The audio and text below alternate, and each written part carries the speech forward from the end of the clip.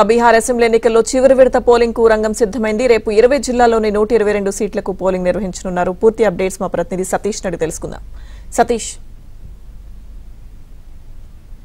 లక్ష్మీ దుర్గా రెండో విడత బీహార్ ఎన్నికల పోలింగ్ కు సంబంధించి ఇప్పటికే సర్వం సిద్ధమైంది. ఏర్పాట్లన్నీ కూడా ఎన్నికల కమిషన్ పూర్తి చేసింది. మరోవైపు రేపు ఉదయం 7 గంటల నుంచి సాయంత్రం 6 గంటల వరకు కూడా పోలింగ్ జరగబోతుంది. హోరాహోరీగా ఎన్నికల పోరు కొనసాగిందని చెప్పాల్సి ఉంది. ప్రచారం పెద్ద ఎత్తున నిర్వహించారు.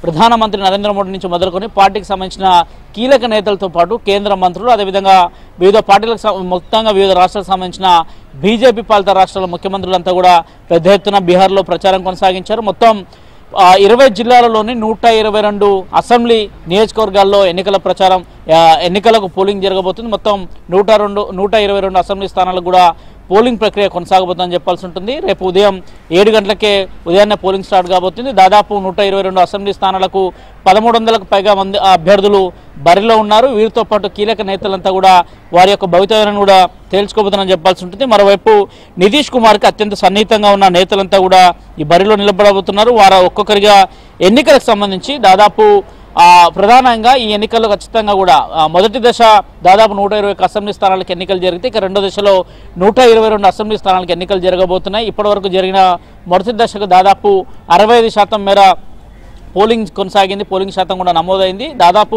బీహార్లో ఇప్పటివరకు జరిగిన ఎలక్షన్స్లో గత 2020లో జరిగిన ఎన్నికల్లో చూసుకుంటే ప్రస్తుతం జరిగిన ఎన్నికల్లో మాత్రం దాదాపు 65% పోలింగ్ నమోదైందంటే కూడా ఇప్పటికే ఓటర్లు పెద్ద సంఖ్యలో వచ్చి ఓట్లు వినియోగించుకున్నారు. ఇక 122 అసెంబ్లీ స్థానాల్లో కూడా రేపు పెద్ద ఎత్తున కూడా ఓట్లు వినియోగించుకోబోతున్నారు. దాదాపు 3,70,00,000 మంది ఎన్నికల్లో తమ ఓటు హక్కును వినియోగించుకోబోతున్నారు. 45,399 పోలింగ్ స్టేషన్లు ఇప్పటికే ఏర్పాటు చేశారు. అటు గ్రామీణ ప్రాంతాల్లో కావచ్చు, అదేవిధంగా పట్టణ ప్రాంతాల్లో కావచ్చు, దాదాపు అనేక బూతులను కూడా ఏర్పాటు చేయడం జరిగింది.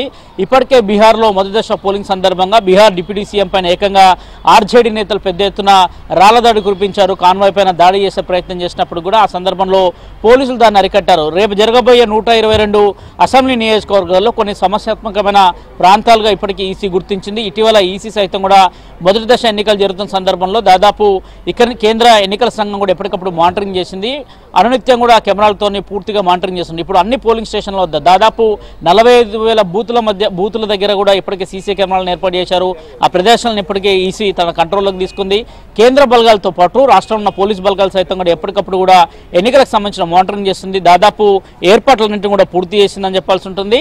ఇక ఈ ఎన్నికల్లో నువ్వా నేననే వాడివేడి పోరైతే కొనసాగుతుంది. ఖచ్చితంగా గతంలో కంటే మెరుగైన ఓట్లు సాధిస్తామన్నట్టు ఎన్డీఏ కూటమి చెప్తుంది. ఈసారి ఖచ్చితంగా మహాగఠబంధన్ తమ ప్రభుత్వం అధికారంలోకి వస్తుంది, ఖచ్చితంగా తమ ఏర్పాటు చేస్తామన్న అంశాన్ని కూడా స్పష్టం చేస్తున్న నేపథ్యంలో దాదాపు 3,70,00,000 మంది ఓటు హక్కు వినియోగించుకోబోతున్నారు.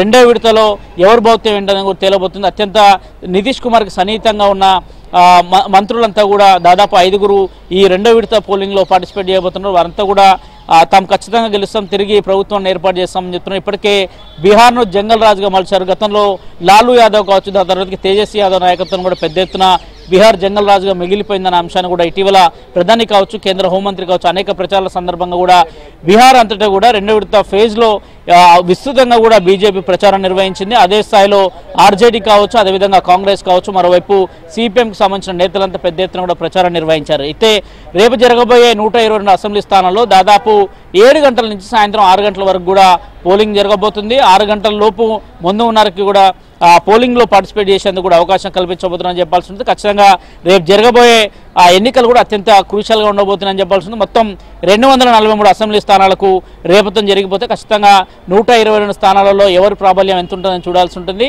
మొత్తం 14వ తేదీన ఎన్నికల ఫలితాలు కూడా రాబోతున్నాయి. లక్ష్మీ దుర్గా.